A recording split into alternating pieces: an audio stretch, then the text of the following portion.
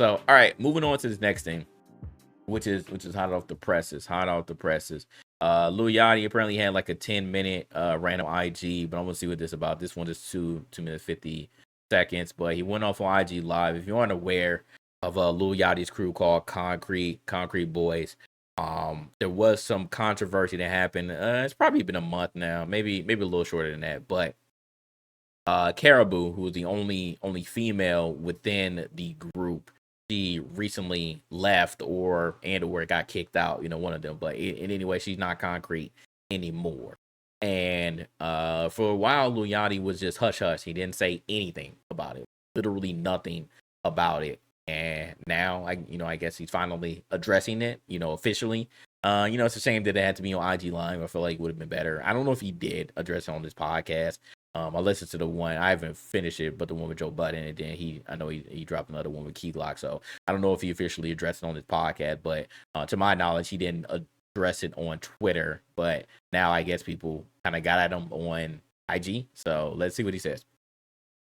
Nigga, all I ever did was help Care. Nigga, Care. If you want to tell this shit, tell the whole story. Go ahead, tell people how you verbally abuse people. Alright? Don't get on here and make it seem like niggas kicked you out. Like niggas kicked you out cause bullying you. Bro, go ahead and tell people how you talk to people. How you tell my security guy, oh, you homeless, oh, you work for me, oh, you ain't got no, you're poor, and we above you, and how you talk to people like they nothing. You talk to people like they small, like they beneath you. Bro, hold on. Tell people how you verbally abuse people. How you told me you gonna spit on me when you see me. Tell people how you talk to people, bro. How you your brain is clinically imbalanced, bro. How you disrespect people. How you go around treating people in your everyday life. I've been letting you do this whole thing where you act like you like a princess and you sweet and like, oh, you just such a good girl. Bro, stop the front, bro. Internally, we have withheld your actions since the beginning of me giving you this career. What are we talking about, bro? What the fuck are we even talking about, bro? You don't even do nothing. What the fuck? Yo, bro, it's so crazy to me, bro, because I've given you a career, and time to time you just disrespect me. I wrote every fucking verse you've done. I dressed you. I dressed all 5 of y'all niggas, bro. I dressed 5 niggas every time we stepped out the house. I put an outfit on everybody. I put 8-carat earrings in everybody's ear. I put 3 chains on all y'all neck. We bought a Cartier watch. I gave you that chrome Rolex. Bro, you the most you was watching tables. You was waiting. What are we talking about? Yeah, you talking about Karrahboo. Yep. Fucking life. And you on here lying, talking about some we bully you? That shit got me fucked up, bro. Yeah, he crashing out. Bro. He crashing out. Disrespectful, bro. You talk to people crazy. You tell people that they are nothing. You tell people you gonna spit on them. You tell people they poor, and you talk to my fucking label crazy. You claim I was stealing money from you, bro. Stealing money from you how, nigga? Stealing money from you how, bro? You ain't made no money, bro. See, this is the problem with you new artists. Y'all get popping online. Man, I don't know. I gotta watch that whole 10-minute rant. We ain't gonna do it tonight, but yeah, I got some thoughts, man. First of all, I think I ain't gonna lie, man. Karrahboo kind of do look like she be a little disrespectful. She kind of do look like she be a little disrespectful. But let's get to what he said, cause like I said, I get the preface of that. Lil Yachty's been for the most part quiet about this whole situation. Like it took a while to even him to even say and confirm that Karrahboo was no longer Concrete. But here's my thing. First of all, being a manager is hard work, and I can say this because I have been an IT manager.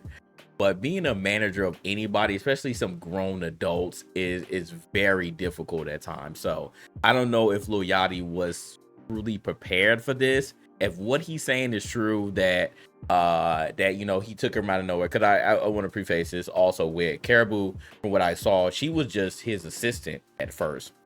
She was Yachty's assistant, and she got fired at one point. For what I read, she got fired at one point, and then he brought her back. And then she started rapping. So I mean, I would not be surprised if he did write all her raps.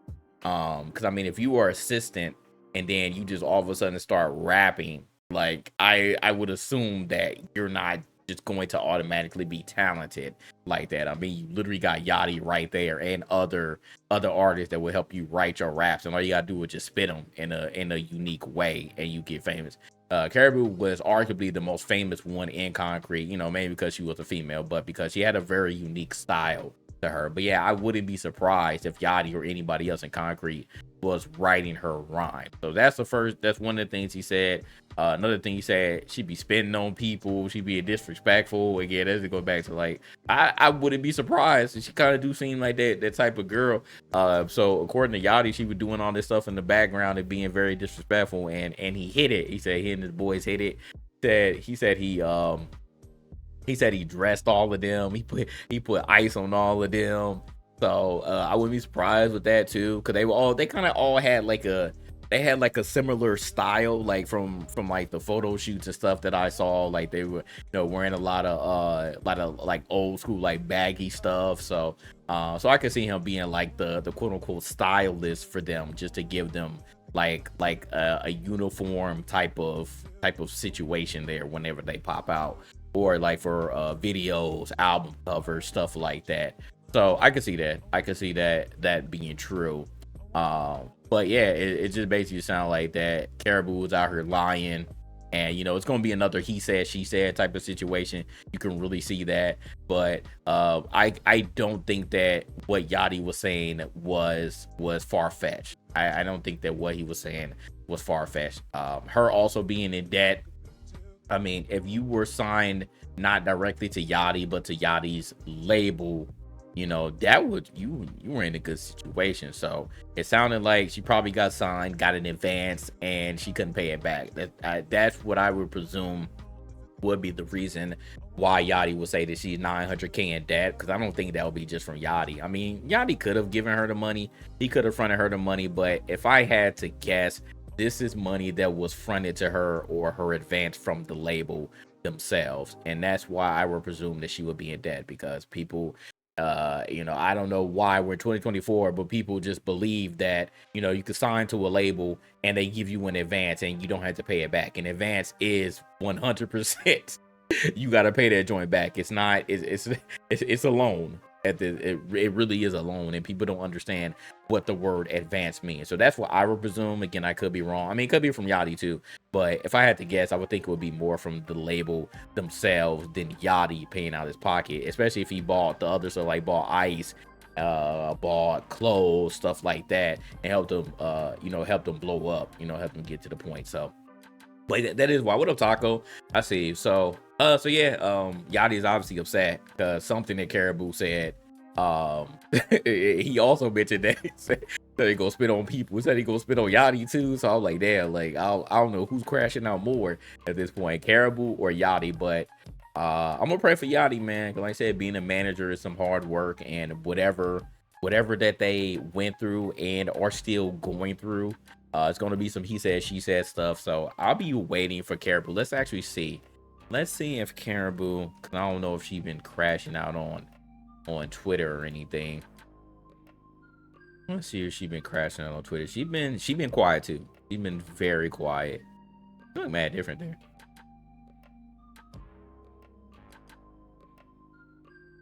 Now see 21st. Now she has between. Let's see. If there's anything else.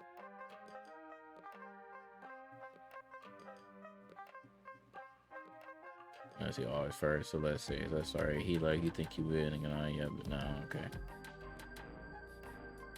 All right, so let's see. When you and Karrahboo collabing, it's Tia. I don't say too much because I know she gonna fold on its own. So yeah, that's clearly about the situation. So she said that yesterday. So yeah, so she keeping it quiet for the most part as well. But she said one thing here. said one thing here. I don't think that this is the tweet. I mean, it could be.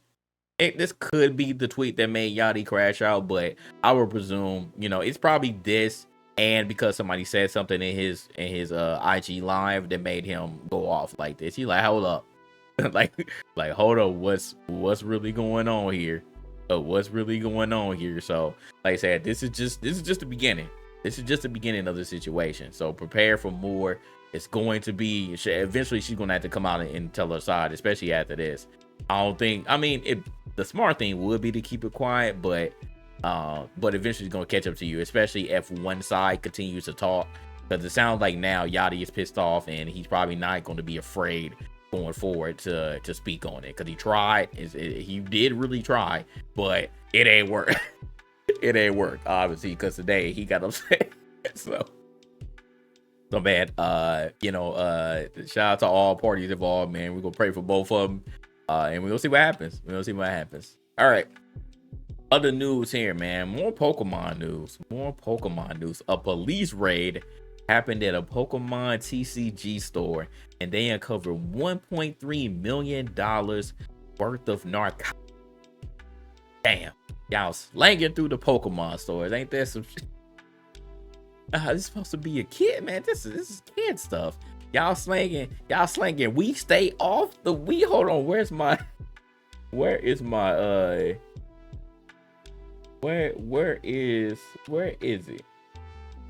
Where is my stay off the?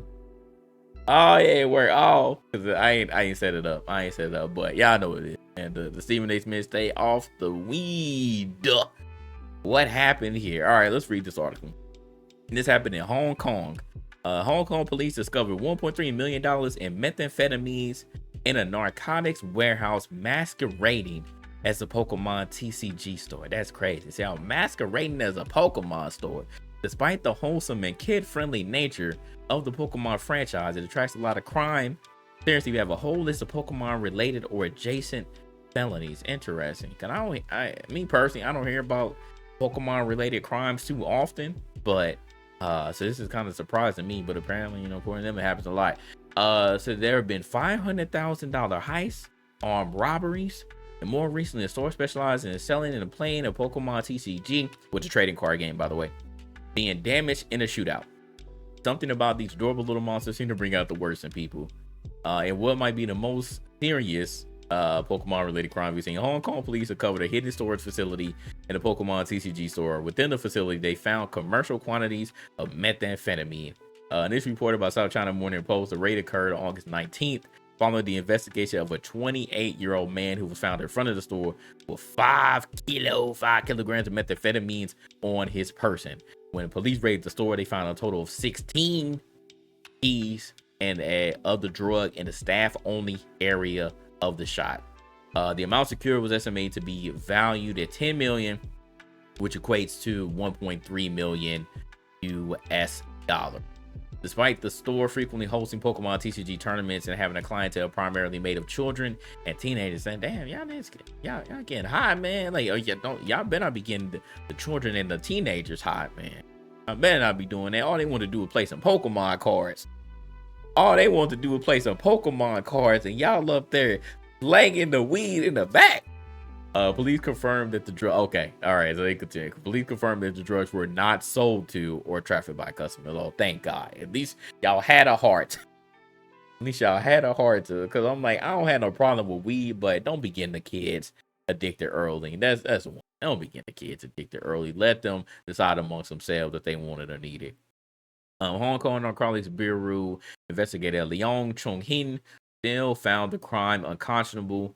Storing such a large quantity of narcotics in a place where teenagers and children can visit is irresponsible and disgraceful behavior that also heightens the possible risk of teenagers and children mistakenly encountering illegal drug, which is true. It's still wrong, but at least y'all had enough sense to not sell it, not sell it to the kids. So that's crazy. Also told the press that the police believe the store had been operating as a front for drug storage for more than a month before they located it. They also suspect the owner had been recruited by a much larger drug trafficking organization, which also, that would be true. If you found a good amount, just in that warehouse, that ain't the end of it. That's for sure. That ain't the big boy. That ain't the big stash. So that's a crazy story, but dang, man, it's crazy that Pokemon had to had to get in it. I'm sure Nintendo and Game Freak be tired, bro. This is why the Nintendo Yakuza be trying to stop everything, because of a situation like this, man. You were ruining their beloved children franchises when stuff like this happens. It's wild. And final news here, we talked about Tomb Raider. So Amazon Games, which I must have missed it, but Amazon Games apparently picked up Tomb Raider from the Embracer Group. So just to read this short part, this was a long interview, but I want to specifically read the Tomb Raider part. So he said there were plenty of questions around Tomb Raider, which has been caught up in a mirror around Embracer Group, and Hartman, which is he's the I think it's the CEO or the head of, he's an Amazon Game boss. The Amazon Game boss. He said that he waved them off, saying that developer Crystal Dynamics is fairly sheltered from everything going on with Embracer, which is great. I'm glad that they at least did that. People obviously look at what the parent company are doing, but it never impacted on resources. Never led to any changes on management for them, so they're fine. I mean, they're doing a new Tomb Raider. The bar is so high. The longer you go, the expectation goes higher, so it's a huge task, but things are progressing. I mean, there's some really good ideas here. Obviously, we're not going to share with you, even if we would love to, but things are going well. Things are moving forward. And from what I could tell, Crystal was pretty sheltered, because also when you look before, they went through a couple of ownership changes anyway, which is also true before, so it's not brand new for them. That's good. At least we got that confirmation that Crystal Dynamics is fine.